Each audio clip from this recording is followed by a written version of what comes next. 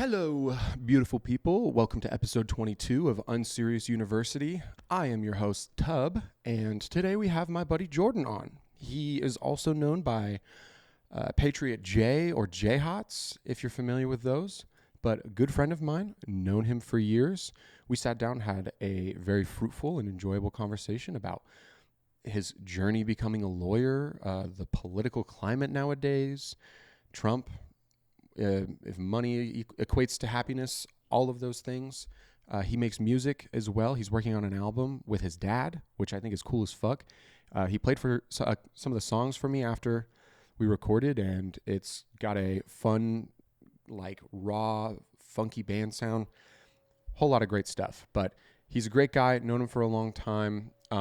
He's one of my favorite people to have these, like, more dense conversations with, because I know there are a lot of things that maybe philosophically we disagree on, and when him and I can come to agree on things and we can have a healthy conversation, it really gives me a lot of hope and a lot of optimism for the future and maybe our generation, maybe people younger than us, that these sort of conversations are still viable and still have a place.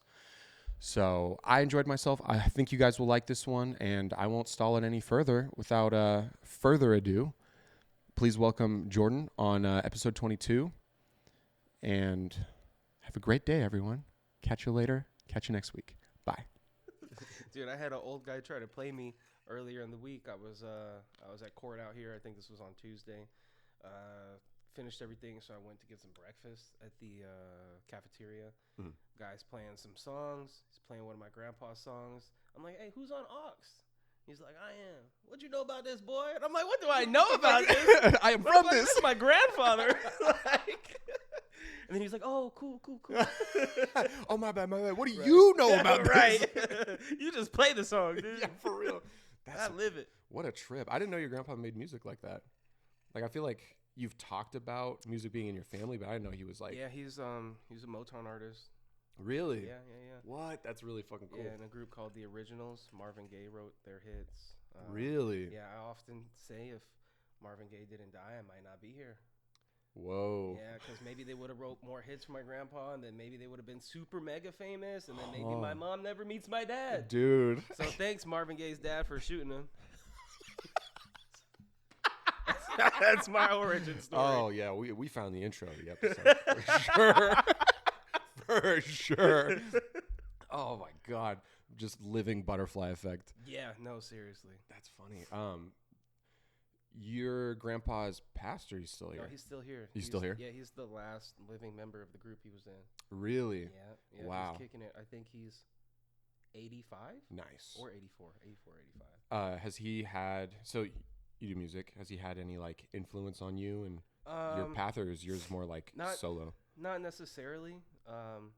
Well, I think maybe the influence is there in just terms of, like, the musicality and always being around it, but it's not like I'm making things that sounds like the stuff he was singing in the 60s. Or he's, like, putting you under his wing. And not really. But I did. I got some vocals from him on my new album, so that'll be cool.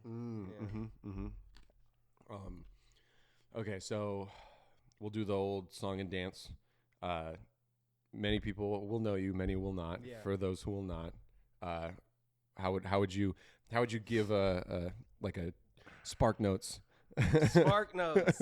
Hey man, I'm just a human being. Yeah, that's it. I don't know. I do things that interest me. I'm a criminal defense attorney by trade right now. I make music, and I just love life. Mm-hmm. That's it. Mm-hmm. Really. Hell yeah. I don't like giving the elevator pitch about myself. Right. Yeah, and I love making people do it. But it's funny too, because like I never know. I know that there are people who are gonna come in and they're like, oh, like Jordan's on, Hotz is on. Yeah, we're gonna just immediately tap in. But then I know, like, I have like family in Missouri that listens, and they're not gonna know who anyone is. Right. And so it's gonna, like, I should have actually probably just dove in and not given any context, and then you would have been like, yeah, I was hearing a criminal case the other day and working on my album. Right. And they're like, what? Huh? Oh, I like this guy. But like we were saying earlier, like I do want to know, and I genuinely am curious, like, and I thought about asking you this earlier, and I'll just fucking Yeah, not grill him with a million questions Right, just no. to then sit down and start Yeah. talking again. But like you're finally living the like attorney life. Like you started your own firm, right, Mhm. with your partner, Yeah. I believe, and uh, you're like engrossed now. Yeah. Is there a noticeable contrast between like, and I'm not talking pure hysterical dramatization, but lawyers in the media, in TV shows, movies, versus like what your actual life is like? I'll say that I don't have too good of an understanding of what like the TV lawyer is Mm-hmm. because I never watched those TV lawyer shows. Mm-hmm. And it's not just because like I'm a lawyer and I don't want to watch TV lawyer shows. I just barely watch TV, probably feel because that. I'm a lawyer and I'm working a lot. Yeah, it's called a job. Yeah. You freaks. I mean, you're in school for so long, heads down, just in the books, and then you start working. Like I barely started watching Black Mirror this week. Mm. Crazy show. Mm-hmm. But going back to I guess TV lawyers, I think they usually portray kind of like the litigation aspect being in court, and that's not to say that some of the things aren't accurate, but I would say the focus, like the amount of time spent in court, is not at all comparable to the work that gets done like after court hours. Because most of the time I'm only in court, I don't know, anywhere from like 8:30 to 12, you know. So there's like Right. a whole rest of the day where I'm, you know, maybe drafting motions, corresponding with counsel, talking to my clients, trying to get new clients to sign up, things like that. Mm-hmm. How? So, I, if I put myself in your shoes, I feel like one of the first things I would have wanted to do as someone like fresh out of school or jumping into this world was join a firm, but you ended up starting one. Yeah. Like, how did that happen? I want to say it was maybe May 2021, right around graduation. My partner hit me up. We were at a party together. He said, "Hey, what are you doing after school? You got any plans?" I said, "I don't really have anything lined up right now. Just going to try to find something." He's like, "Let's start a firm." I said, "Fuck it." Yeah. The worst that could happen is it fails and I have to go get a real job. Right. Oh, no. Yeah, I'm yeah. making 6 figures as an attorney. Oh, My no. life is so hard. I failed. But thankfully, you know, by the grace of God, we've been able to survive for this long. I think this year would make 4 years, so Very like nice. 3.5 years deep. Things have been pretty good so far. Mm-hmm. Yeah. How did? It was really difficult though, you know, kind of going into it on your own out the gate, like by yourself, not really having anybody to kind of like give you the template? yeah, like I know, you know, older attorneys, so we might like reach out to them and kind of like for specific questions or like mentor guidance shit, but Mm-hmm. it's like really I kind of had to figure everything out on my own because law school, it doesn't really prepare you on how to be a lawyer. It's more of just like, you know, I guess training your brain, how to look at things analytically, and then like learning a bunch of random laws about so many different topics. Mm-hmm. They never kind of, outside of when I was on the trial team, they never really kind of give you like experience of what being in the courtroom looks like, and definitely not as a criminal attorney, you know, like what the procedure really looks like. So it's things that I kind of had to learn on my own. Is it like in the same way that the further you get in your education with traditional fields, the closer you get to more specialized roles? Was there a point in law school where you were like, oh, I'm going to specialize in criminal defense? Or is it kind of like a generalized education and then the specialization comes more from the profession itself? Yeah, it's a generalized education. At Pepperdine, we had like certain kind of pathways. So you know how like in undergrad you might minor in something.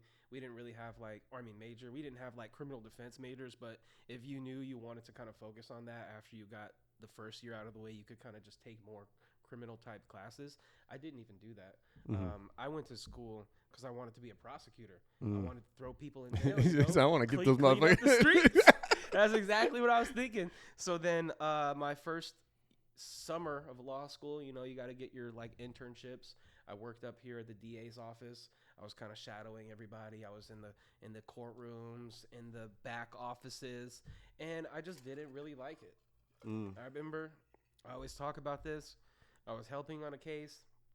They were charging the guy for resisting arrest. Mm-hmm. And in my opinion, it's like, who's just going to willingly get arrested? Right. You know, and right. it's always annoying too because they'll like, you know, maybe they'll do a traffic stop and then say you were speeding or some other violation, and then they like want to detain you, and then you kind of push back, and then you end up getting charged with resisting, and then not even the thing that they were going to stop you for. Right. Yeah. Yeah. And it's almost like a self-manifesting criminal charge rather than like actually being Batman and putting a bad guy behind bars. Exactly. To anybody watching, I'd say don't resist arrest because you can't get charged for that. But yeah, I don't know. It just felt kind of weird. And I always thought, I'm going to go in there. I'm going to like uphold justice. Right. I'm going to like be a good prosecutor. But when you start at the bottom, you have like zero discretion. It's not until at least what I've seen, I don't know, like at least 10 plus years, you start maybe having your own unit or just having more control and not being able to just kind of defer to the higher ups. Mm-hmm. Yeah. And I mean, with your situation it's just you and your partner that runs the firm. How does that work? Yeah. Well, we have 2 attorneys now underneath us and like a bunch of support staff. Mm-hmm. But for we only added our first attorney at the end of last year. So for like the first 2 years, it was just us. How was that? It was nice. Yeah. It was nice. Was it a lot of work though? Was it maybe like too much of a workload? No, honestly, I think right now there's more of a workload. Interesting. Yeah, because we had to, hire because there were a lot more cases. When we were just kind of fresh out, we didn't have as many cases, So there was like less work between the two of us. Now I think we have like 207 clients. Like open. Active? Yeah. Oh my God. 207. How? So I'm gonna do everything I can to come from you, the perspective of the guy that knows jack shit about anything in the space. How is it even possible that a team as small as your guys's can take on that many cases at once? Are some of them kind of like open and shut, like fairly straightforward and simple? Some of them are on the less complex end. Some of them are extremely complex, but it's really our support staff of like paralegals and legal assistants who can really, help us push a case through the system and reach its conclusion. Mm-hmm. But sometimes, you get cases and it's out of your control when they kind of finish because things get continued for whatever reason. Prosecutors get switched, and then you look back and you're like, oh, I've been on this case for like a year. Whoa. Yeah. Huh. And it's kind of just like whenever the ball gets put in your court, that's where you pick it back up again and do some work and then pass it on. We try to do everything we can to not have any delays internally, but it's like, dude, if a DA is just not emailing me, or if a DA is out and they're on maternity leave or something, we can't really resolve this for several months. Right. Yeah. Huh. Dude, I can't, like, are there situations, because I don't know how, this is just going to be me the whole time being like, I don't know how this works. No, but do you ever get presented with cases that like you have to make like a moral judgment on whether or not you feel like you want to fight for this person based off of what happened, or is it all kind of just like work is work and I'm just trying to avoid the criminal justice system from being inefficient or inaccurate?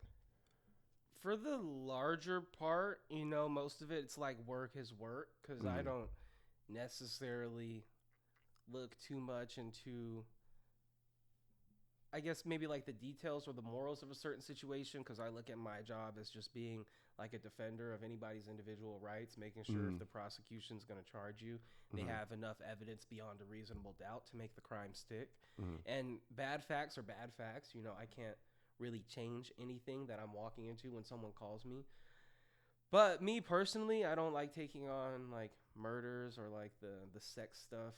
It's just like, it gets to my head, reading all this stuff. So I prefer not to. Right. But that's why I got my partner. He takes on those. Oh, okay. Yeah. That's good. Oh, so your firm can still take on pretty much anything that comes your way then.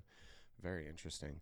Yeah, I think I would probably be more like you in a sense of like reading a certain case and then kind of being like, fuck. Like, I just don't like, type of way. I guess like the mental aspect of me looking at like dead people all day, or like reading through how someone like trauma. Dude, like I tried to handle one of them and I was like, it's a little too much for me. And so it probably comes from the perspective then of like, You're just making sure the rules are followed properly, Yeah. and whatever happens, happens. Yeah, exactly. So do you not see it as so it's not seen really as a failure if like you're defending someone or you're acting as their defendant and they do end up getting a criminal charge. It's just more or less like if that's like the way that the justice system should have played out, then everything worked the way it should have. Yeah, like I might still walk out, my client gets convicted, but it's a win if, I'm able to get probation or like a year county jail when their exposure was like multiple decades in prison or something like that. That makes sense. In a little bit of a slight shift, but how I haven't got to talk to you about this a lot recently, and I'm always interested in your opinion on it. But how have you felt about like the general like political climate as of late in terms of how people are handling overall dialogue, how the media is handling it? I know we're like constantly on like doomsday of like everyone's terrible, but having Trump as a president for a second time in a non back-to-back term, it feels less like absolute pandemonium hysterical and more like just like maybe like directed at specific things about him. But before, it was like anytime he said anything or opened his mouth, it was like the biggest headline. And now I'm digging up clips of shit that he's saying, and I'm like, this is hilarious. Or like this would have been like plastered all over national media before. And so like, what's your take on it? You're fairly involved in or have been involved in the political world. So it's always good to hear your kind of perspective on things. I was thinking about this like a couple days ago. I was in my car, and as involved as I have been in the past, I was telling you earlier that I don't really care at this point. Right. But I think part of me cannot care because my guy's in there now. So it's like, hey. You're like, we won. Right. I'm taking a backseat. The work has been done. Yeah. No, but I was thinking, though, it does feel a lot different because, I'm not watching like CNN or MSNBC all day, but I'm scrolling, and in the first term, you couldn't get past like a single day without people saying, Trump did this, Trump did that. And I was thinking about how it's really different. That doesn't really occur now. Right. Like, I think he's been in there for 100 plus days and there hasn't been like, one major thing. Like, people are upset. People are coming at him for like Elon Musk. Right. But it's not like I haven't seen any direct anger towards Trump from the mainstream media, which is cool. And then the temperatures definitely changed and shift from 2016 to 2024. Yeah. It's like almost acceptable to like Donald Trump now. There are more people in the mainstream. Like his campaign was really good, how it targeted kind of like men online, the whole podcast circuit he did. Yeah. That made it a lot more accessible and I think comfortable for people to come out and say, hey, I like Trump. And I think too, it's less taboo because we survived 4 years. All the libs were like, we're not going to be a country. He's going to be a dictator. So I think the reality is, they went through it for 4 years and they saw that the world didn't end. I don't think they're as, maybe furious as they were with him this time around. Or just like the psychosis is slightly worn off a bit. Right. The Trump derangement syndrome isn't as bad. Yeah, I think I think I'll actually have you pull the mic over and angle it a little more at you, and then right here. Yeah, that's fine. Or if you want, if you're gonna like look at me, that's totally cool too. And I'll just have you move it and then angle it like this, and that works too. Okay. But I just realized, sorry. But I think. Dang, they're not gonna hear anything I said. Oh no, you're good. You're good. I was just like a slight adjustment in the middle of it. Gotcha. I think also like I pride myself in being the type of person who can make friends on both sides of the political spectrum, and I think that's healthy and normal. Yeah, right. And so it's only one side who won't do that. I'm just saying. Saying the quiet part out loud. And I think like for a lot of people, that I've encountered for the 2024 election, they were genuinely completely blindsided by the fact that he won. Really? They were like shocked. And what that tells me is in the years of Joe Biden's presidency, where again, they're on the other side now where they're like, our guy won, like we're kicked up, we're chilling. They were not at all monitoring like everything the right was doing and the right was building, particularly with like you said, people online with Gen Z. And I think not only was that not on their radar, but it just furthered this encapsulated bubble where if you just don't listen to and or like you said, like make friends with or talk to anyone who's moderate, let alone conservative, right? You don't actually know how many people there are on that side, or what kind of conversations are being had, or what the actual average American is tired of or fed up with or rooting for. And then you go to the polls and suddenly there's like, I don't remember how many people went out to vote. Was it like 160 I think like close to 160? Yeah. And so you have like 75-ish million people voting for Trump. That's a lot of people. Yes. Yes. And this is amidst an entire like attitude for 4 years of Trump supporters are this small niche, loud, like group that no one partakes in. And they're just these like MAGA boys with red hats who make a lot of noise.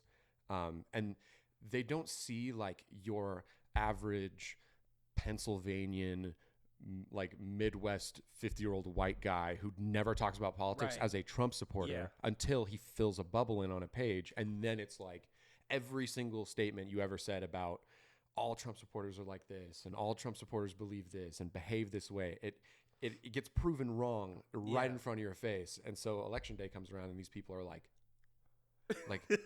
and I remember like, I think the most refreshing thing that I felt, and it's funny enough, I'm saying all this like as someone who, if you make me take the political compass test, I'm on the left for better or worse. And the most refreshing thing for me was watching like the weeks after the election and like live news anchors being like, I think we need to like look inward.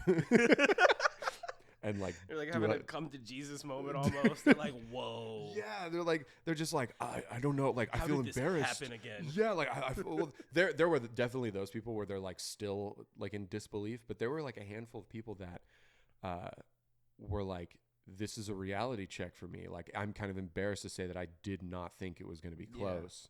And I remember the feeling, the attitude coming up to the election where I was like, I've never seen both sides so convicted that they were going to win. Like a lot of the times, like during Obama's election or during like Trump's first election, even then it felt like less of like, oh, this is a shoe-in. This is like we got this in the bag. But it was like watching, like entering the spaces on Harris's campaign. It was like, no, I mean, there's no way Trump's going to win again. It's going to be a landslide. And then entering the conservative spaces, and they're like, Kamala Harris is not likable. She didn't get put in like by the normal process. Like it's not even going to be close.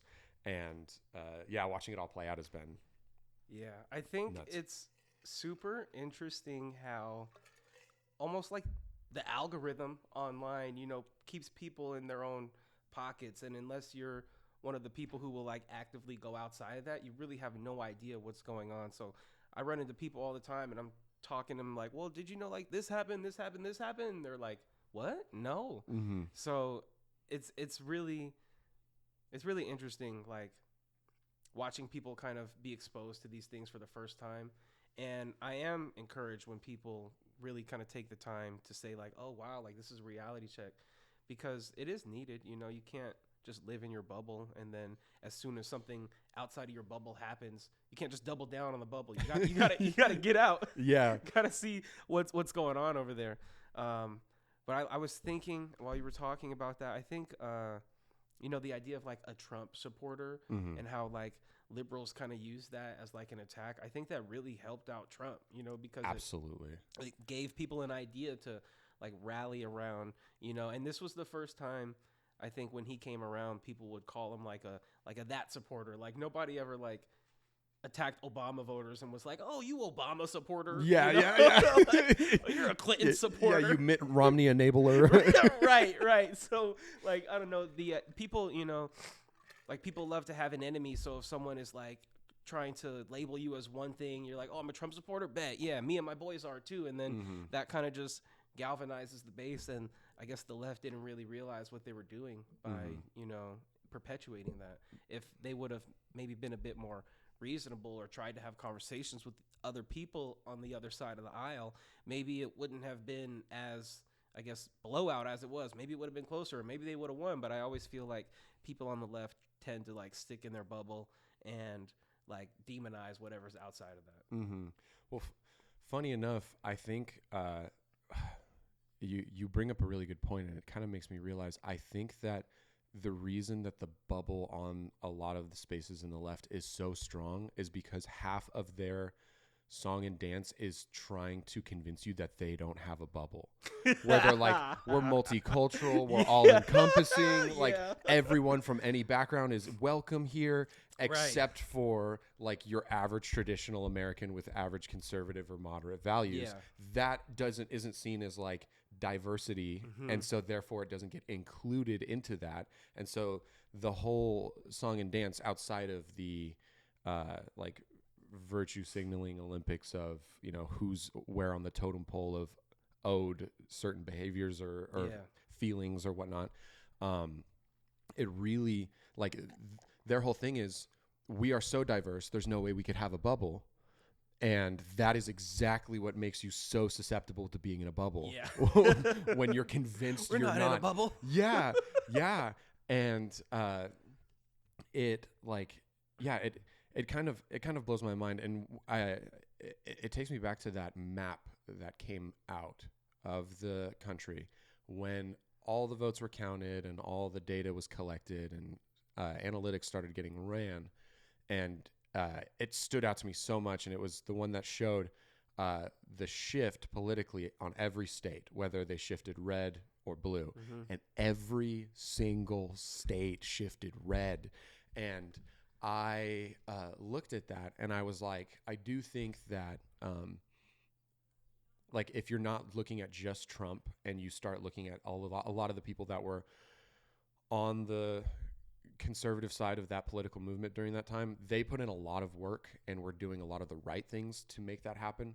But also, there's no way you get every single state shifting to the right without some help from the left repelling everyone out of it. Yeah. They don't ever take accountability, I feel like, for,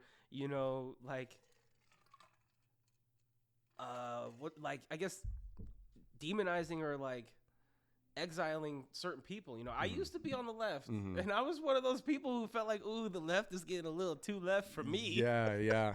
And so I had to kind of step away and check out the other side. But I mean, they're just, I don't know, they're misguided. They love the country. Of course. They just. I fucking hope. They're not. Sometimes I wonder, man. I wonder too, but I don't know. I think we're all different people with different ideas about how the country should run. Yeah. We should just come together, and focus on the thing that we want to make better and figure out where we agree on things. No, dude, that's disgusting. I know. You sound like a fucking libtard. Yeah. You sound like a fascist. I don't know what you're talking about. Yeah, I think something that, and I kind of want to be clear briefly, because I'm the type of person, I know I have my own internal tendencies where someone speaks something about a group that I am in, and then I do the fucking, I'm not like that. Like shit. Well, like, actually. Yeah. And I do want to say, like, when I talk about people specifically that are on the left and behaving a certain way, 90% of the people that I'm referring to are like either like politicians, media commentators, or like people who run like some sort of like political influencer account online, but like not like your average Joe, right? Not like in your the neighborhood, your average voter. Like it's more of the like talking heads, the people who will kind of serve as like the representative for their ideologies. Yes, the poster child for your political team, quote unquote. And those are the people that I get so frustrated at, because I don't know how, but in like within, God, when was Obama's last year in office? Was it 2012? 2016. Yeah. Okay, yes. So he I feel like that last term he had was where we saw the left start to lose its class, where like Obama was like viewed for a lot of people as this like very like well-spoken, classy, like sharp politician. And amongst his term, you watched some of the other talking heads start to get a little insane. Yeah. For lack of a better word, they did get insane. Yeah, and I think that the issue that I had being on the left and watching that happen wasn't the that one or two or handful of particular people that were going insane, but it was watching the people who were validating them and being like, oh yeah, like I won't say that, but they're right. Yeah, they're the people who are just actively encouraging it, egging it on, and not saying anything to the contrary. The quiet retweet, right? Where they're not tweeting it, but they're sure like supporting it. You're amplifying it. Yeah, and I feel like there was like a lot of fear of if we're not this unified front, then we'll get taken down by whoever our opposition is. And so the issue is it no longer became the marketplace of ideas. It became like whoever has the right labels on them has the most valid point. Yeah. And therefore you can't disagree with them. And therefore the loudest people got to decide what the unified front looked like. Yeah. And I remember sitting here like jaw agape, figuratively, for years, being like, this is everything that I was told the left wasn't. Like in terms of like, oh, you know, nothing matters outside of just like who you are as a person and if your ideas hold water. Like we're like grounded in like first principles and science and all of these things. And then like I naively step into the world as an adult, ready to like negotiate better for the world. And I just get like smacked in the face. Yeah. And I'm like, shut up, white male. dude.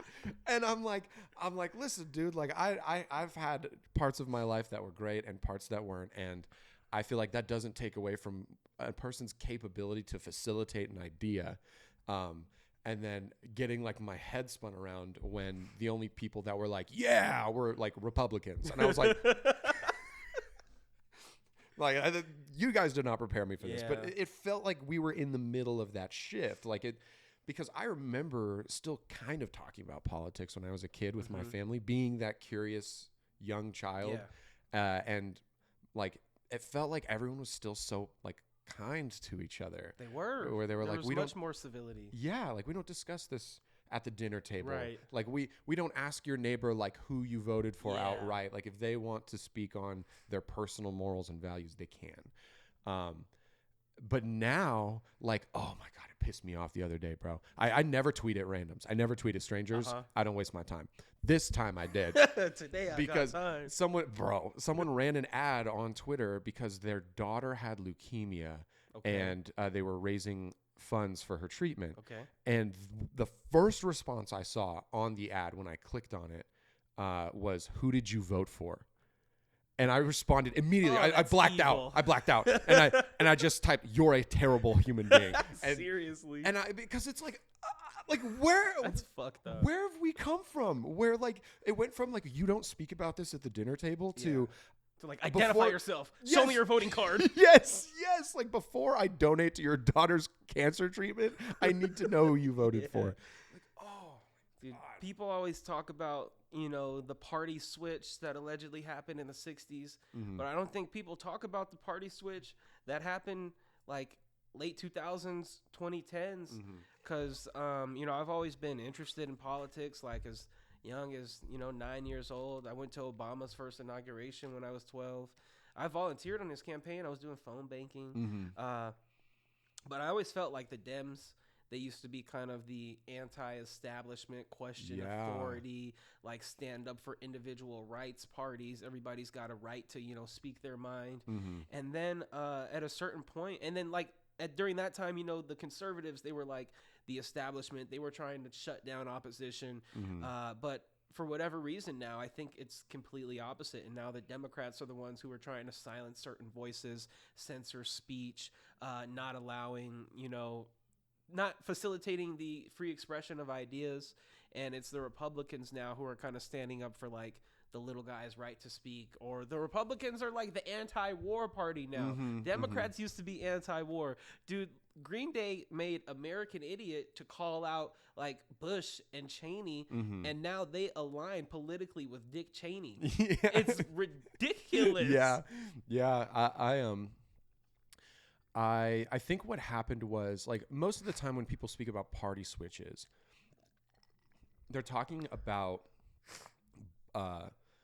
very specific values and beliefs. And a lot of the time, most of the time, it can be boiled down to the left tends to have more of a secular philosophical foundation, and the right tends to have more of a I would say Christian, but I'm just going to kind of envelop it in a little bit more of like Abrahamic. Obviously not really counting Islam because that's a very different religion, but they're brown. More of a conservative Christian, Catholic, biblical, philosophical foundation. And then a lot of things root up from that, and not everything is rooted in those very specific points, but it acts as like a media base for a lot of where the ideas grow from. Yeah. And I think that when people think about party switches, they think about like whenever people argue about like, oh, well, it was the Democrats that wanted slavery. Like, it's like, I'm not talking about that. Like, Right. like I think you're smart enough to be able to tell that that's clearly way different. But more or less, like they would think if they heard about it, like a party switch in the 2000s, it would be like, oh, that means like Republicans are going to start voting for abortion, and Democrats are going to start voting for like more like religious inclusion in education or something like that. When in reality, the thing that wasn't swapped was the belief systems. The thing that was swapped was the like the principles and how you enact those beliefs into law and into culture. That's what feels like it's swapped. Where the left still believes everything that the left has believed for the last like 40 years, but they believe in way different tactics of making it happen now. Like what you were talking about, like the right used to be the establishment and everything. When the right was the establishment, it felt like a boys club, like an oligarchy behind closed doors, like, you know, like, oh, you know, like this conservative politicians in bed with big oil, like, and like they're lining their pockets with all this stuff, and some of that's just human greed and corruption that you're never going to escape, right? In a society, but like when the right was the establishment mafia, it was so much more like shaking hands behind closed doors, business deals. Oh, well, my buddy runs enter giga corporation, so we're going to give him a break or whatever. But it feels like now, because this is one thing I know for certain, when you say like the right is the guy that's standing up for individual freedoms and backing the little guy, and we're kind of like the resistance now, there's someone on the left that's going to hear that and be like, bullshit. Like, no fucking way. And the reason that I feel like they don't understand it is because the left has become the mafia now, but they are the ideological mafia. They are the culture mafia. They are the, like, we're not going to sit here and say that we're going to go like lay in bed with DuPont. But we are going to make sure that only like people with a certain social credit score can speak. Right. Yeah. They're more like upfront and in your face about it in ways that you might, you know, I guess feel in your personal life when it comes to like somebody cutting you off for having the wrong idea. Right. Yeah. It's well, people posting with pride that they're cutting off their parents, dude, because they voted. It's nasty. It's such horrible. Nasty behavior. Yeah. You might maybe be able to learn a thing or two from the person who doesn't have the same views as you. Yes. Maybe that might make you question why you feel so strongly about something. But no, they just kind of shut out and cut off all opposition at no cost. Yeah. And they're like terrifyingly cannibalistic, where like I never, even if, like I said, politically I will align with certain people, I never in my life would ever want to be viewed as a talking head for the current left, because one wrong move, one blunder, Yeah. and you are ripped apart in the Right. lion's den in front of everyone to see. And that is what pushes people like Dave Rubin to the right, because they say one thing that didn't fit the current status quo of whatever the ideological mafia is Yeah. endorsing.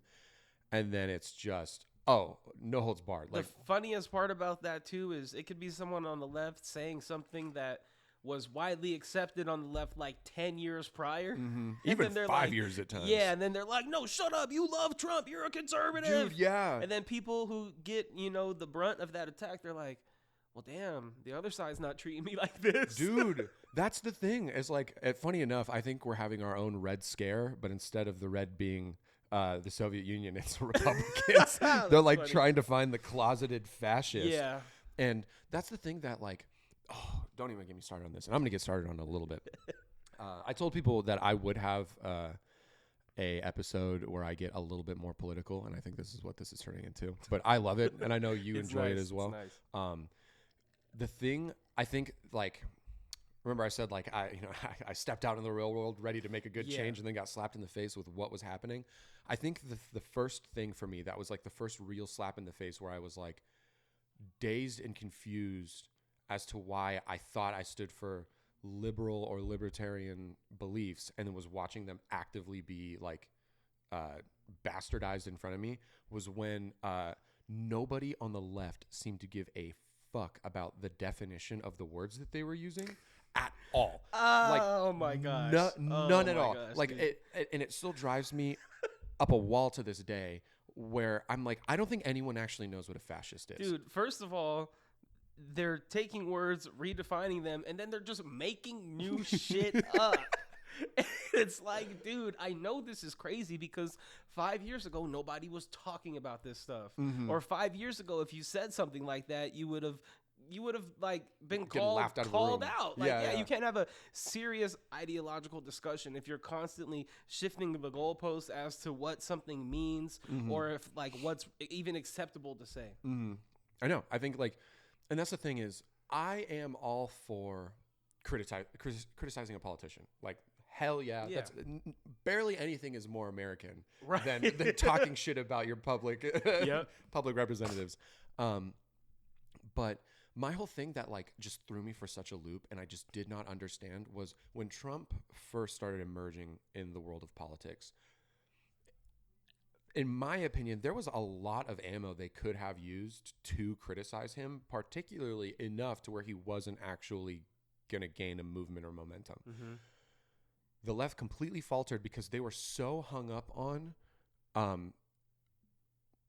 shit slinging and not like actual like strategic political dismantling, that they looked like a jester in the court.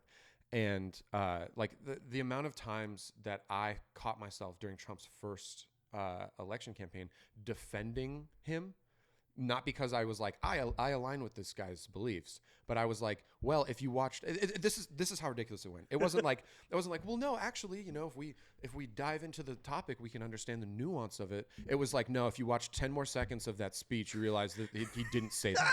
Yeah, Like man. times a million. Right. Times a million. They And were like, just like distorting the wrong clips, attacking him for the wrong reasons, where it only, like galvanized the people who supported him more.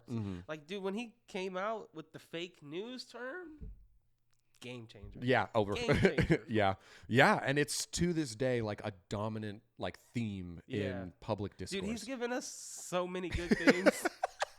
My favorite is when they tell him RBG just died, and he's like, whoa, you're telling me this for the first time. And then, dude, like, Elton John's Tiny Dancer's playing, and for the longest time, I thought that was just an edit, but no, that's the real part of the clip. Yes, for whatever reason, it's like you could hear like the jet engines in the background. He just landed, and It's like such a perfect thing. Oh, or you're like, telling me man, this for the first time. Many such cases. It's a good one. Bigley was so hot. I think some of the ones that like killed me, and funny enough, it was like simultaneously people were being outraged by them online, and I'm like privately with my friends like this is fucking hilarious. It's like when he was at the hurricane relief for I think Puerto Rico. Throw it out. He's throwing. He's in fucking from the from the label and that was good shit. that shit would absolutely killed me. Or there was one where he's at he's speaking somewhere publicly, and there's a whole crowd in front of him, and he's trying to talk, and someone in the back is yelling, and they're like gays for Trump, and he stops mid-sentence and he goes, where's gays for Trump? and they're like, over here, and he goes, you don't look gay.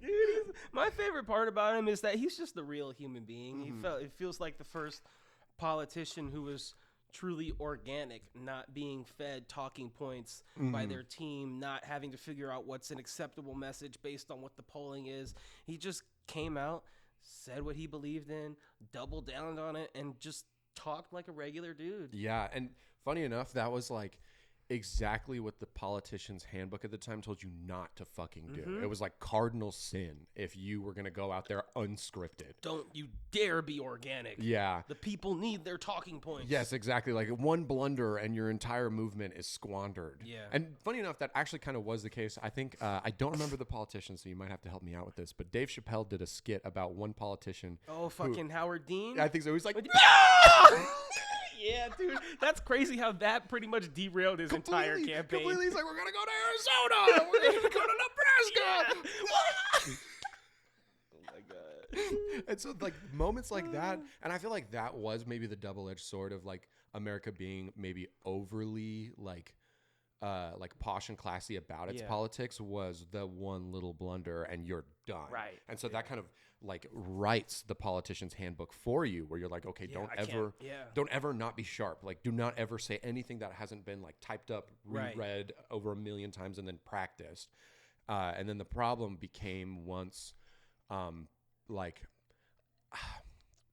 don't know. I think the erosion of public trust in the government, and over time with internet access increasing and people having more and more availability to all the shady shit the government's done. Like in the 80s, there weren't 13-year-olds who could go on YouTube and be like, every declassified CIA project about mind control. They just believe. You just had to if you didn't see it on TV, it wasn't real. Yeah, it's crazy. Yeah. Being a CIA a CIA operative in the 80s and 90s was essentially being a badass spy, right. You're James Bond, and now everyone's like, the Fed glows green, we know what you are, and it's completely shifted because now people can basically just see all the dirty work the government has done out in the open. So this whole erosion of trust in the government happens, and then on top of that, you have situations like the 2008 recession and multiple other blunders that were clearly not natural causes making it. This isn't your average force majeure. This is mishandlement or corruption. And so people stop really being as blindly supportive, probably for the better. But hey, am I gonna fuck this up if I take a bathroom break? No, you're good. Right, cool. Yeah, we can do that. That was why the political environment was so harsh on those one moments that you were out in front of a camera. Yeah. Because that was everything. Right. There was no online. There was no anything else to back up or add context. You couldn't then immediately tweet after your speech I actually meant Yemen. I didn't mean Oman. Oops. No, you're cooked. You're done. Try again in 4 years, maybe. And and I think maybe that slow shift never was fully understood until a character like Trump emerges. Yeah. And it's kind of like one of those things where the frog doesn't know the temperature's rising when it's in the water if it's a slow burn. And we never realized the level of distrust in the government and in what that actually means is in politicians, and how palpable it was until you had someone absolutely break the mold of what it meant to be a politician and then garner support by doing it. Yeah. I feel like the closest the closest that the left ever got to that was Bernie earlier in his like presidential interests. Because I remember he came out here to the AV Fairgrounds. Oh yeah, dude, I was there. Yeah, and I didn't end up going in, but I remember people coming back out, and he was like, "Dude, he came out to DMX." Like, yeah, he was. Dang. And that was like a different. That felt, in my opinion, before Bernie got bought out. Yeah, I was like, it felt like a different Bernie. Like that was like grassroots Bernie. Yeah. That wasn't like being willfully ignorant in front of everyone. Did you know I met Bernie Sanders one time? Really? I ran into Bernie Sanders, essentially the night that he like lost the election. I think it was like one of the Tuesdays or whatever, and he had like lost everything, and Joe Biden really started to kind of run away with it. I saw this motherfucker. He was at the liquor store buying some ice cream. Oh. Yeah. Oh. Yeah. Oh, that's sad. It was, dude. Some Ben and Jerry's. I remember that. And I asked him for a selfie, but this was peak COVID, so he's like, no. Oh. Hey, man, I know that you probably just took the worst loss of your life. Right. You mind if we flick up? No, for real. It was like kind of like actively going. They were like still counting and shit. But yeah, no, that was the night that really sealed his fate. You got to walk up to him and like take the ice cream and be like, the taxpayers got this one. Don't worry about it. I got you, Bern. Like Ben and Jerry's, I knew it. Right. Sure as fuck we're gonna get dryers.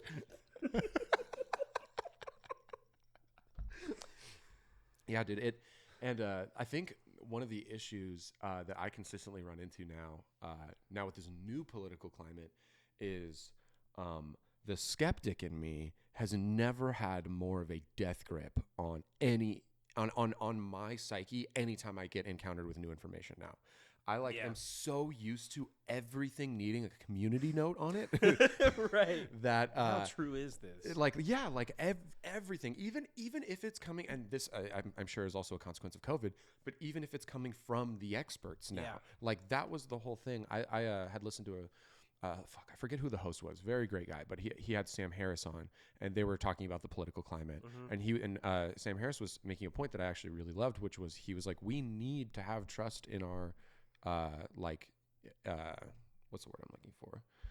Institutions. Yeah. Like we need to have trust in the experts. We need to have trust in the people who are like specifically specialized for this field, and like a total absolute contrarianism is like super hurtful.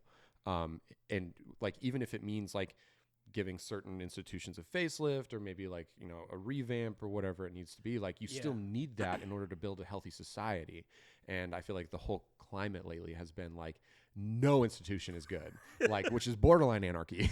Right. That's so true. Yeah. And I'm one of the people, I don't trust the experts. If the experts say something, my inclination is usually to go against it, which is, I guess, the super contrarian in me too. But we've seen time and time again where, you know, the experts or the institutions, the mainstream media, they'll say one thing, and then, you know, immediately someone will say, oh, no, that's not true. And then they call him crazy. They shut him out. And then years down the line, oh, actually, the guy who called us out was right the entire time. Right. Yeah.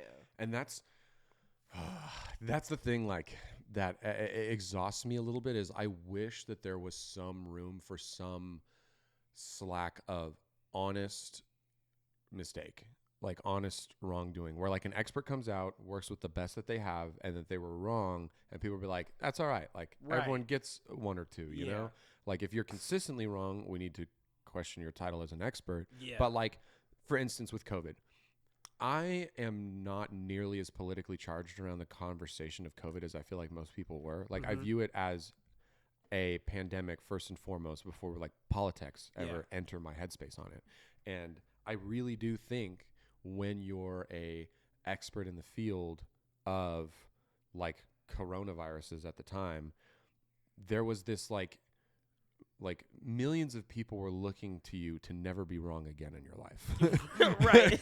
This is your time to be right. Yes, to be right about everything, including like the most cutting edge stuff that you're working on. Yeah. And if you're wrong, like we will crucify you in the town square.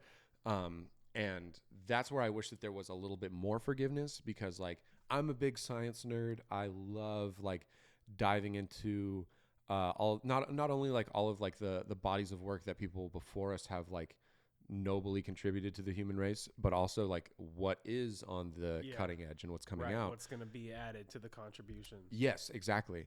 And when you recreationally dive into that space, one of the things that you learn the most is the more of an expert someone is in a field, the less certain they are in their answers. Like the more nuance and hesitation that they give, because they know that like their work and their field of study needs to be tested by time and vetted by processes and all of that stuff. So it's really hard to get those people to pin down on a like yes or no answer on something. Right. And for a politician, that's slimy. For a scientist, that's good hygiene, like for your work. And I feel like the average American wasn't really as much of a science nerd as I was, and so diving into no, I'm trying to be nice about it. And so when you're thrusted into a world suddenly where you do need to hear from the experts themselves, not just the science educators who are charismatic and good at rendering down a complex idea, I feel like their distrust of nuanced answers from politicians, because it's normally like signs of a snake oil salesman. Yeah, flip-flopper. Yes, exactly. In this space, it's actually a good thing because they're not trying to endorse anything that could possibly be wrong for you. But there was so much pressure on them to make a fucking stance. Yeah. Like, no, just say the vaccine's good. Just say it's good. Right. And even if they were like, well, what are the ramifications if we don't if we say we don't know? Like, because the thing that drove me up a fucking wall was I remember being like everyone locked down, right? People were tweeting about how they missed the movie theaters, and like grocery shopping was a nightmare.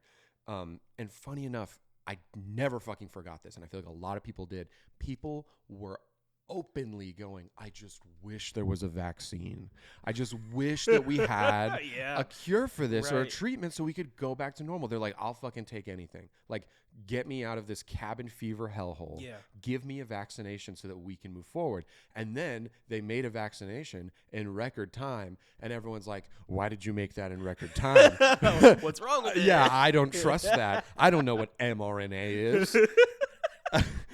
Like Johnson's & Johnson's is only one shot. Why? And suddenly, no one wanted the vaccine. And I'm like, you motherfuckers were asking for this shit, bro. Line up. And then they're like, well, now they're making us take it. And then it's like, well, you. And it drove me up a wall because of course they're not going to have data on it. Right. They just it's made it. brand new. You watch them do it. Yes, 100%. Like, you should be thanking the people who signed up for the trial runs. Yeah. They were the ones that were like, lay me down on the line. Fuck it. Like, if this gets it fucking approved, like, put it in me. And it just, fucking, I don't know. Like, I really do have like an ancient Greek stance on politics and its viability with a uneducated population. Oh yeah. And like not viable at all. No, people like, you need a philosopher king. You need someone to come in and fucking just take control of it, but that's never going to happen. And so like the best that you can do is like, I think the thing that would really improve everything is if like everyone got like a really healthy dose of empathy and was able to just like give that benefit of the doubt to the other person, give them that slack on being wrong once or twice.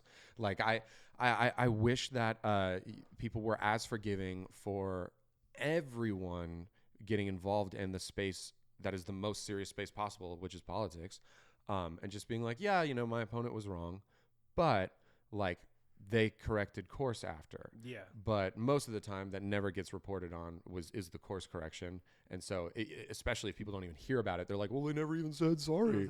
They never even fucking went back on it. And so I don't know. I think that stands for like everyone from like the president all the way down to your average like grocery store clerk. Yeah. Like it's really lacking. And I think that is what is like completely eroded all of what we've come to see today, where people are thinking like the American Empire is ending, Right.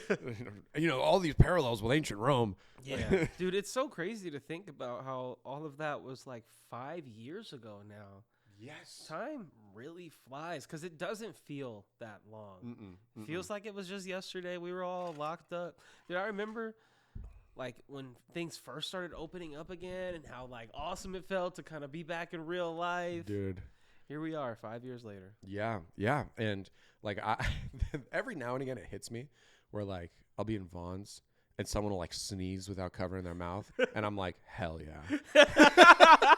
Right on, brother. We're fucking back. Like this is amazing. Oh, that's funny. Yeah. And like, I don't know, like we've actually gotten ourselves back to a place now where we are taking those things for granted that we swore we would never take for granted again. We're like, I'll never take the movies for granted. And then like no one goes. I went to the movies Thursday for the first time in a while. I saw the new Final Destination. I actually was talking to Springer about seeing it today. Oh, it's good. You should check it out. Really? I liked it. Dude, he was like, dude, it's Final Destination, but I was like at 90% on Rotten Tomatoes. No, and I was it's like, it's good. They did a really good job. There was this moment, the whole movie's like kind of high tense. You're like, ah, shit, what's gonna happen? And then there was this like moment, kind of like halfway through, where it was just like so funny, but it didn't feel like intentionally funny. And then the way they did that was pretty good, and I liked it because I went back this morning last night. This morning I watched number 4, I think, or number 5, just to kind of. I think this is the 6th one. Okay. So I watched the 5th one, which I guess is like a prequel to like the original. Yeah, dude, I'm deep into this. So tomorrow I'll probably go watch 1. But with the other ones, it felt more like situational. They had like the airplane, the laser eye surgery. Right. With this new one, dude, it's like you could be anywhere doing anything, and the next thing you know, dead. Yeah. Oh, that's so funny. And it was kind of nonstop too.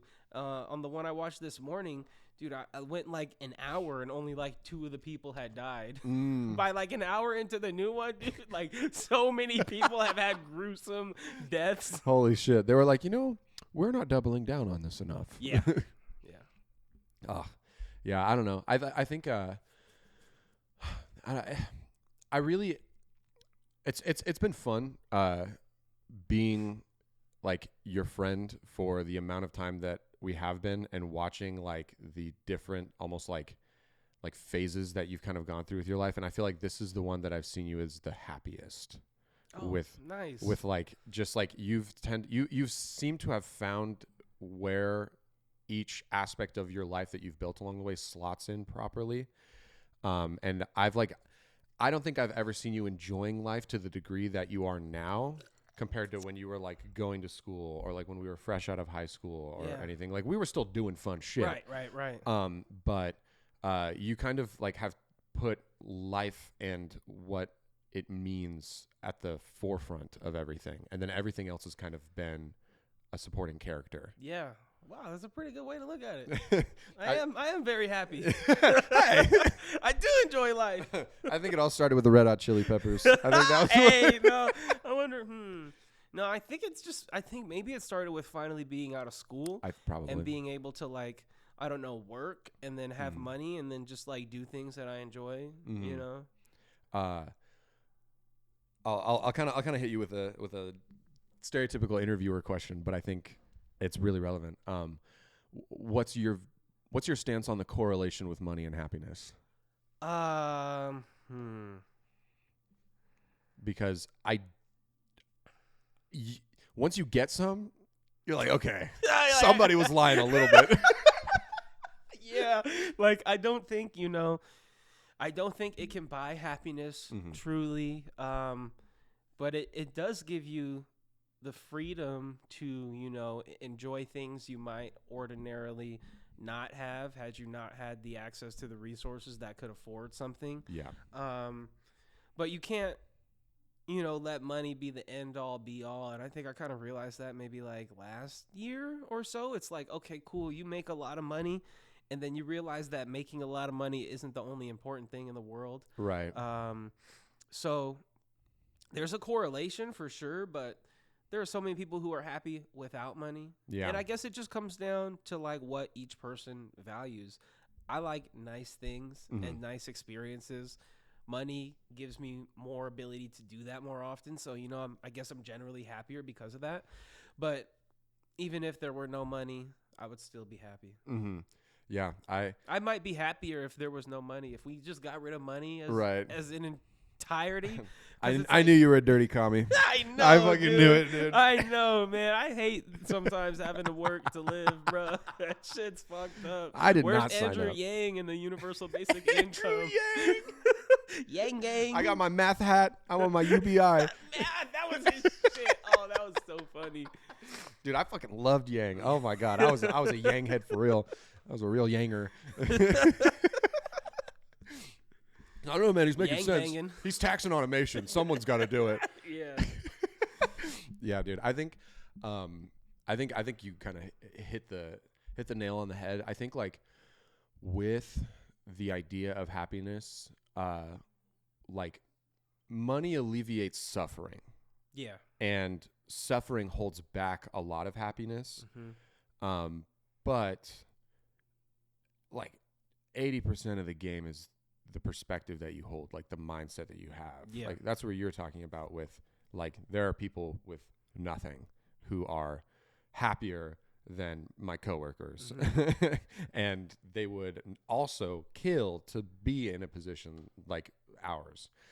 And I think maybe what a bit of the perspective shift money does is makes you realize that hard truth, because the whole time you were swearing that once you got your bag up, you'd be happier. Right. And then you're like, fuck. Yeah. And you're like, the bag's there. Something's still not right. like, why do I have the same problems? Yeah. It's just Dude, now I I'm think, wearing Supreme when I have these problems. Right. No, I think mo money, mo problems is a real quote, because it's like there are just certain things that come up that might not have been a problem before, but now you have to kind of deal with that and figure out a way where it doesn't like ruin your sanity. Yeah, I know. And I think like that is kind of like what it forces you to realize is like, oh, like I just need to be able to like prioritize the things that matter and put like, I don't know. I really think so much of it comes to gratitude as well. Like there is always room for gratitude, no matter how down you are or how up you are. 100%. And I've noticed that for me, because like I grew up, to make it simple and sweet and give my parents some like ease here. Like I grew up without money for sure. There was not. But you're white. No. Where's to check your privilege? Yeah, I know. Doesn't that come with like dude. automatic lump sum? I forgot. Trust fund, something Trust like that. fund? Yeah, dude. We all know that your uncle has a bank account in Sweden and it's offshore and it's loaded up. Well, you don't got to play the song and dance. But yeah, no. Like there was zero like extra income, and we were also like very lucky to have other family members who were like kind of helping prop us up as like my parents attempted to raise a family. Yeah. Especially in California, and we. That put me in a mindset where I became very money fixated, not in a materialistic sense, but in a I want to make sure that I don't like let my parents down and let my future kids down by being in the same exact position as them when I'm their age. Yeah. Like they should feel some sort of sense of accomplishment if by the time, like if they had me, I forget how old my parents were when they had me, but if they had me at like 25, by the time I'm 25, I should be better off than them to prove that they did something right. Yeah, exactly. And then to be able to give my kids that next step up. And so I became very money oriented in a financial sense. And then what that caused me to do was do the whole thing that like I feel like a lot of like young men do, which is like looking up like interviews with billionaires of like what matters to them. Yeah. I'm listening to Ray Dalio like talk about like why like, you know, economies fall apart or his personal values and all of this stuff. Yeah. And the thing that everyone said in unison, outside of like the wide variety of personal taste, everything that everyone said was like human connection is the thing that I value at number one, the thing that matters to me the most. And I use my money to buy more time to get more human connection, whether it be with my family or my like wife or husband or with my kids or whatever it is. They're like, if I could just spend all of my time with them, that's what I would do. Yeah. And it became this like, I felt like I skipped the whole game. Like I felt like I like just went straight to the end. And I started just implementing that retroactively into my life where I'm like, okay, well, like, and it wasn't like some epiphany. It wasn't like I didn't know that human connection was valuable until Ray Dalio said it. But it was, it definitely was a matter of, okay, well, I don't see the point then, like we were talking about earlier before we hopped on, of just going straight monk mode grind set and cutting off all human connection just so I can leverage my position to be able to have more human connection. Right. I'm hustling backwards. It's like, why? You're going to shut off all human connection for X amount of period of years, and then you're like, yeah, I'll connect with you then, but you can just do it now. Yeah, then you miss all the birthdays and Christmases and all of this stuff just to come back and be like, I'm here for the birthdays and Christmases. You're in none of the photos. Yes. And they're like, who is this guy? Yeah, literally. Oh my God. And so I started like making that, like I still obviously am, like I'm investing in my 401k. I still care. But I just like started making it kind of the number one priority in my life, and suddenly I'm very happy living in Palmdale. Beautiful. Like beautiful. Yeah, like it's and like I don't know. I also like really love the stance of give away what you want without expecting it in return, and it's almost guaranteed that you're going to find it back one way or another. And so I really I prioritize like my friends and my family and spending like the quality time that I can with them. And then also like particularly with a lot of my friends, because I know that like I'm very lucky. I grew up in a great family, and I grew up in a very large family. And the older you get, the more you realize that that's not commonplace. Yeah. Like your family's fantastic. I love going over to your guys' place whenever you have stuff going on, and it's just I walk into vibes. Yeah, I walk into the Good house vibes. and I'm getting a plate shoved in my hand and like food's already getting put on it. And like I have a very similar experience myself, but then meeting people that I think are like angels of human beings who come from like broken homes. I'm like, all I want to do is like give to you, like socially, or whether it be through love. Like I just want to be able to like pour into you what so many other people have poured into me. Yeah. And that suddenly made my life fulfilling. Like suddenly, grain of salt. Breaking news. Yeah, yeah. And breaking news: love beats all. But it became the like driving factor of everything. And there is like a double-edged sword with it. Like I definitely am like way less like fire under my ass, motivated to like get shit done. Like I'm smelling the roses, and that means I have to stop running. And but it's awesome. And like the things that like I've been funny enough, I've been like posting on Instagram a lot more lately, and it's just because I'm like, this kind of like is like a checkpoint for me to be able to like lay out in front of myself and then in front of my friends and family like the things that matter the most to me, which are just like my people. Right. And then it's also another motivating factor as to why I did this, because I'm like, I can hit Hotz up and tell him to come through, and we can just hang out, and we can just chat. And centering everything around that, I see other people who are like miserable and they don't have that, and I'm like, that's not coincidence. Yeah. Like, that's directly linked.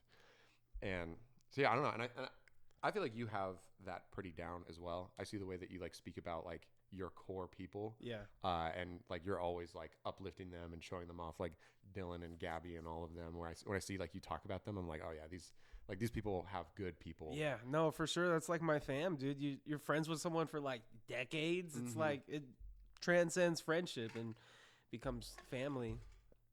Do you feel like do you feel like you've had situations where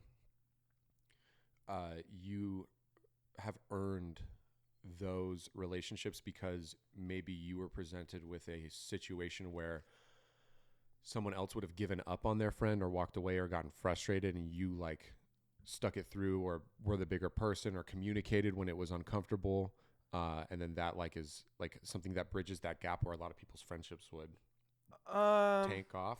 I wouldn't say I'm that person. I think my friends, I think I might have given them more of an opportunity to like cut me off or shit, you know? It's like, but it's like the real ones stood by, you know, and that's how you know like who's truly in your life, because they fuck with you, not because of like what you can do for them or what you bring to the table or whatever. Just those are the people who like genuinely like you for being you as a human being. And it's nice. Yeah. Do you do you think that younger you understood this? No. Really? No. Younger me, dude. Younger me was a problem. Not a problem. Not a problem. I don't know. I used to act a fool a lot. Yeah. And then be like, oh my God, why don't people like me? But no, I understand why people might not like me. That's cool. Can you elaborate on that? Like in a sense of like the metamorphosis, I guess? Yeah, I just think it's so funny how there are people who are like pissed off at me for maybe something I might have said online like 10 years ago. But my favorite though is when I like run into those people and I like meet them and then we talk and they're like, "Oh, you're not a bad guy." And I'm like, "Yeah, I never was, dude." You just kind of took something and ran with it. Yeah. And you know, people will like create their narratives about things or about like me, and it's like nobody ever comes to the source. Right. Just talk to me.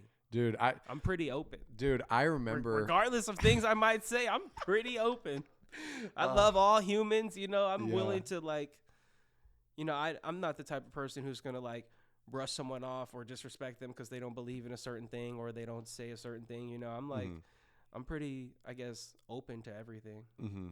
I remember the vicious political arena online during COVID. Dude, I got canceled. Yeah. I got canceled a couple times. Yeah. Yeah, and I remember defending you, and I lost friendships for defending you, bro. That's how toxic I was. And and my whole thing was like, they would say something, and I literally would be like, "But do you know him in real life?" Right. And they're like, "I don't need to. Look at his tweet." And I'm like, "Say that again, but slower." Like. And then people would get pissed at me, and I'm like, listen, I ain't co-signing the tweet. Right, you're like, I'm not the guy. Why are you mad at me? Yeah, like, I disagree with him on, like, this particular thing. I don't remember what the fuck it was about. Right. But I'm like, what the fuck are you saying? Like, I remember I laughed out loud because you had tweeted, during all of this was happening, people were, like, basically, like, pitchfork and torches at your doorstep online. And then I was like, dude, he's kind of like in hot water right now. Like, I'm really wondering how he's going to handle this. And then you tweeted something along the lines of, "Oh, look at me. I'm going to beat up a black guy to prove that I love black people." I used to be good. It was a I don't know. And I look back on those times and I definitely couldn't put myself through it right now, but I think for whatever reason, it was just the perfect storm of combinations. I was the perfect age. Things were right on time where I was just able to kind of like, I don't know, stand tall and not give a fuck. Like I would still stand tall and not give a fuck, but today I'm less inclined to put myself in those positions. Right. There's a bit like you've felt it. You've been there. Yeah. There's no need. And it's also like there's less crazy people like that too. Yeah, which is nice. Yeah. Yeah, I feel like, okay, for people who don't know, you've because we're speaking on this and like on the same page. Like you have a pretty notable online political like profile, I guess. Yeah, I guess so. Like you like 80,000, 100,000? I think it's right now. It's like 94,000. Yeah, followers Yeah. on. But I don't even Twitter. post on Twitter anymore. Mhm. I don't tweet. I'll tweet maybe like 3 times a week. It's Yeah. so crazy. Yeah. Because for like my entire life, essentially, I've been on Twitter since 2009. Dude, I would tweet all the time, just about everything. You Mhm. know, what's in my brain, what I'm thinking, what I'm doing. Mhm. And now I just don't tweet. And I think a lot of that comes from just like working and my focus being on like my He clients. said I got a job. Yeah, no, that ass. Dude, It's like, yeah. it's like at one point, you know, I was using my Twitter to make money, and then I found an avenue that made me a lot more money, and it's like, oh, I don't really need this, Right. You know? Yeah.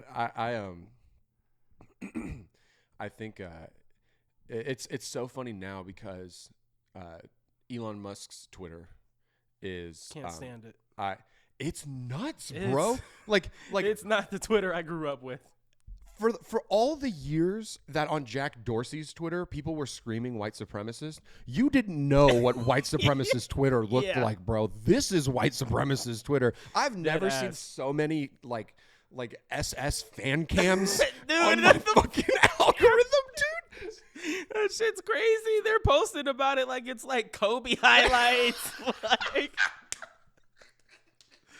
oh my god, it's gnarly, dude. Literally, and that's where like I remember I saw something that you had posted I don't know, like a month or two ago, and you were like, I fucking pissed off like the white supremacists this time, dude. I think I said I think white people are having their George or Trayvon Martin moment. Yes, dude. With the track athlete kid. Yeah. Austin Metcalf. Rest in peace. Mm-hmm. But yeah, I'm like, hey, this is very similar. Mm-hmm. For whatever reason, they're like, fuck you, blah, blah, blah, blah, blah. You shut the fuck up. Expletive. Yeah, I was like, damn, dude, my mentions turned into a Klan rally real quick. Yeah, like actually, like, dude, I know.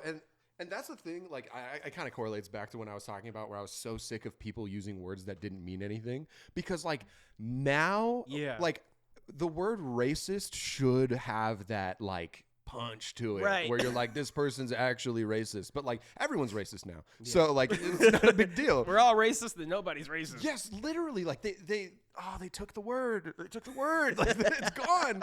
Like if I have friends who are like dainty girls who are like hee like blah blah blah, and if I like make a joke, I'm like, you're racist. They're like, yeah.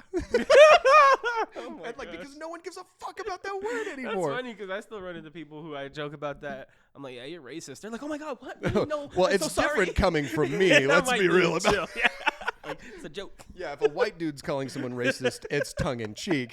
If you call someone racist, they're on their knees begging for forgiveness. Yeah, no, for real. That's how the culture's been built. But yeah, dude, it's fucking gnarly now. And fuck, I remember like amongst your political zenith, you were over at our house back when I lived with my folks, and we were all hanging out in the kitchen. And you were like, dude, I could tweet anything, and these motherfuckers eat it up. And you tweeted something about like Nancy Pelosi or Elizabeth Warren or something about like basically like objectifying them or some shit. And you were like, and go, look at this, and it's just like, I was on fire. and you're like, they think I'm being serious. Dude, those were the good days, man. When I like cared about Twitter, you know. Now it's just too much for me to care about. I got other things to care about. I got 207 clients to think about. Dude, seriously. I don't have time to think about the socioeconomic and political standpoints, dude. And I kind of, even though I don't tweet as much, I'm still on the app. You know, I'm always scrolling. And it like pisses me off when like one thing will happen, and then that's all they talk about for the day, and it's like people regurgitating the same couple of takes about it, and it's just like, dude, first of all, why are you so frustrated at something? Like, get offline, touch some grass. That's a real thing. Yes. I love the memes where it's like, boo, did I scare you? And it's a job application. Yeah. Literally to a fucking T. And speaking of things that you have going on that are taking priority, you're diving back into music again. Yeah, man. I'm trying to put out this album hopefully this year. I've been working on it for like almost a year and a half now. I started last January. I'm making an album with my dad and his friends. It's awesome. think it's gonna be like 10 to 12 songs, Nice. maybe. Hopeful for. Originally, I wanted to come out like last August. Didn't happen. Still work in progress. I was hopeful for like this August. It's looking more like December, TBH. But whenever it comes out, I can't wait to throw a big album release party. Oh, dude. Yeah, it's gonna be nice. So for the majority of the music you've put out, a lot of it's been politically themed because that was kind of like your space at the time, or at least a lot of the music that I remember. I assume since your life has kind of taken a shift away from that, is your music also following suit? Yeah, for sure, for sure. I think early on, it wasn't political. Right. It was like fucking around. And then it got political, and then it didn't get political, and then it got political. And right now it's not political. Yeah. So the probably ebb and flow. Yeah, so probably after this it might get political again. Dude, burned into my brain is that little white girl running around the coffee table going, Patriot J saves the day. Patriot J saves the day. Oh my god. Yeah, dude. I love all the Patriot J heads out there. Dude, fucking you had like little kids in Arkansas talking about jet fuel don't melt steel beams. Yeah. I think though on this album, I wanted to get a little more introspective and emotional. Oh, I love it. Because I've been, I guess, grappling with the idea of needing to be more vulnerable to kind of foster that human connection. Yeah, absolutely. Kind of getting over myself and realizing that I'm just a human who shares the same emotions that the rest of us. And, there are times where I might feel like this, or I might feel low, or I might feel high, but everybody kind of goes through that, and the feelings I have aren't unique to myself. So I just wanted to kind of make an album about my feels, and I also didn't want to make something, I guess, too political or too like wordy or too philosophical, right? Because I feel like I do that in my job and just like day to day enough where I don't want to like, my creative escape be kind of like tampered with all of that. And I also fell in love with the Red Hot Chili Peppers. And if you listen to some of that shit, dude, what the fuck are they saying? I don't know what Anthony Kiedis is saying half the time, but that shit works. So, and then like I love Playboi Carti too, and I kind of listen to that. I guess it's just like, sounds just crazy, like a low IQ escape, Yeah, it's like low IQ escape. I just want to turn my brain off and just like listen to some bullshit. Yeah. Like it's not bullshit. I'm not talking shit about it, but I'm just saying it's not too like substantial or substantive or like deep, but it's a feeling. I don't know, dude. I think Voltaire would love Playboi Carti. Yeah. So I just kind of wanted to do that in the music I'm making right now, where it's not too like intellectually serious. Some of the topics are like serious, I'm like talking about my feelings on things, but overall I want it to be a bit more like lighthearted and just, like feel good vibes, not necessarily like think pieces, just something you hear and you play and you're like, wow, that felt good. Like that was positive. That resonates. Yeah. Oh, dude, it was so crazy. I was playing a song for one of my friends who was in town for Camp Flogna like last November. So yeah, play this shit, blah blah blah, and she started crying, and I was like, oh my god, my music made somebody feel something, dude. That's awesome. Because it was like a breakup song, and she was like going through a breakup right now. She dead ass started crying. I was like, yes, like, yes. Cry harder. I got it. No, yeah. So I just wanted to, I don't know, relate to humans on an emotional level. Is it taking a rap hip hop style, or are you changing the genre? I guess there are elements that are rap. It's more, I would say like it's alternative for sure. Nice. Like my little genre category is gonna be alternative. There are like funk elements, rock elements, R&B elements, rap exciting. elements. So it's like there's a lot of shit. There's a lot of shit going on that's like pretty different. In terms of like songs, like song 1 does not sound like song like 9. There's like some punk rock shit. Like that's nice. fun. Yeah, That's fun. Yeah. How's your dad's contribution with it? So he plays electric guitar, so he's playing guitar on everything, and then on the back end, he's kind of been like, I guess, the executive producer and like helping me, like arrange things musically, and then filling in certain pockets here. So yeah, I hit him up on his birthday, 2023, which is like November.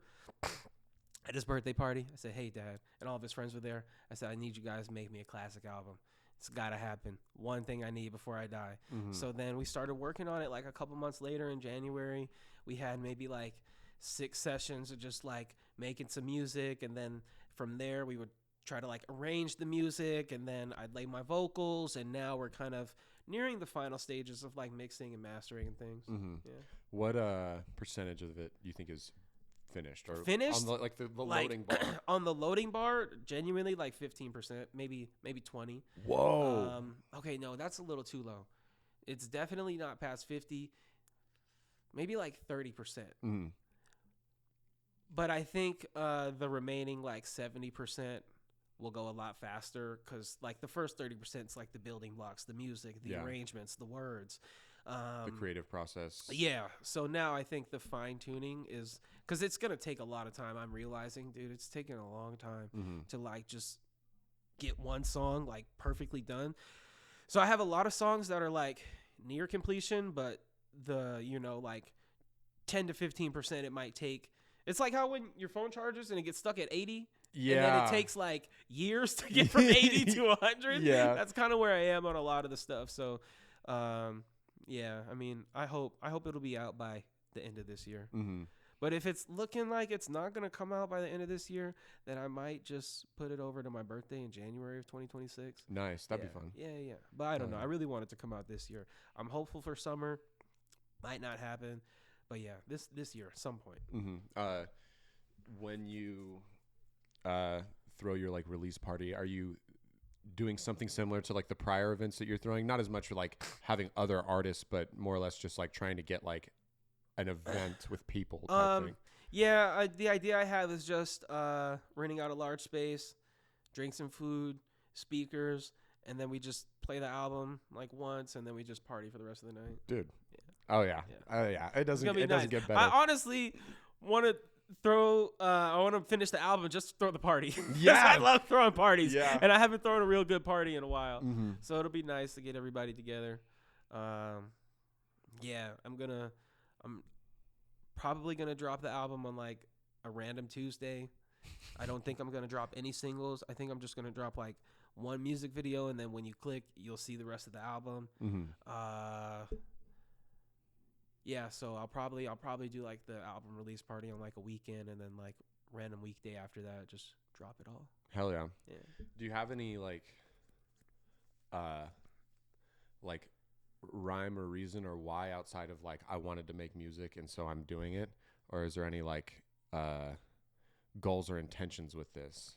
Well, the intention is that I'll release it and more than like 200 people will like it, and it'll make me money. Mm-hmm. But I'm just doing it because I love music. Right. Always have loved music. I mean, I've done music and it hasn't made me too much money, but I still do it because it's nice. It's a fun, creative escape. Yeah, it's super fun. So like, it'd be really cool if it takes off and becomes successful, but it's really cool just creating it and then sharing it with the world. Yeah, I think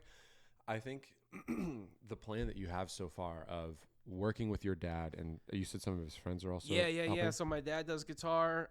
We record at his friend's house who plays bass, and then they got a drummer and a keyboard player. Oh my God. That's really all you need. You got a whole band. Yeah, dude. Yeah. So the experience that you have of getting to create the album with special people in your life, and then to be able to release it at an event in a rented space with the people that like you love. Yeah.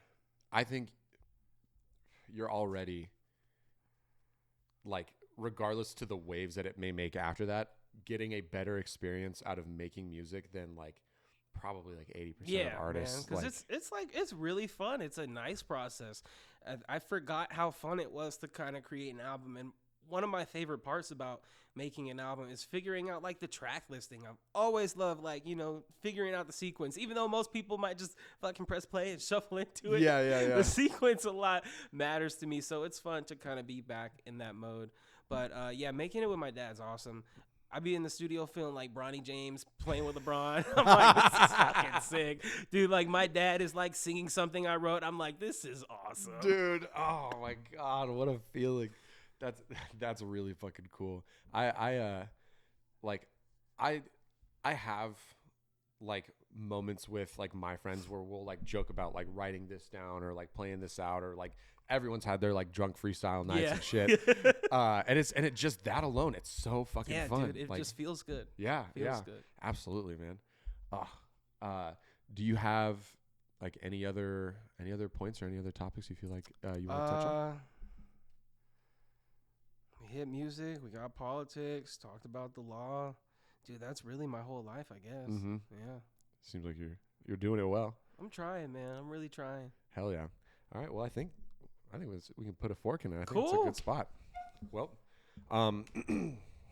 episode 22. I think I'm never confident ever. Like, I'll get it one day, I suppose. I'll write it down on a whiteboard. Right. But thank you everyone for listening. I really appreciate you guys for showing up, and thank you for Hell yeah, coming man. out. Thank you for having me. Of course. Anytime, bro. Literally, This is nice. you I know. love to just sit down and talk. Yeah, it's literally why I bought this shit, and why I made all of it happen. So, yeah, thank you guys. Hope you enjoyed, and yeah, we'll catch you on the next one.